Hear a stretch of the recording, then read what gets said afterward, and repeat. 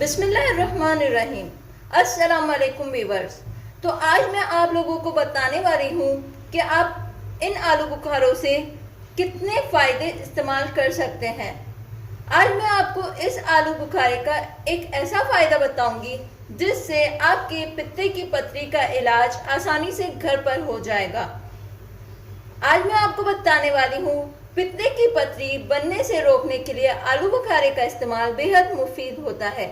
इससे बाज़ दफ़ा बनी हुई पथरियाँ पिघलकर पित्ते से निकल जाती हैं।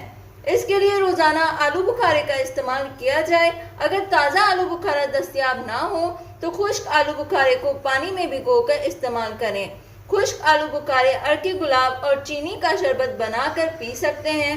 गुर्दे और मसाने की पथरी के लिए भी ये शरबत बहुत मुफीद है और ये पथरी को तोड़ता है।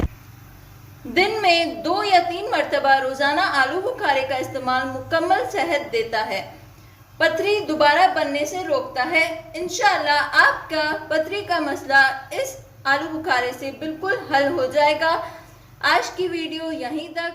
शुक्रिया। अल्लाह।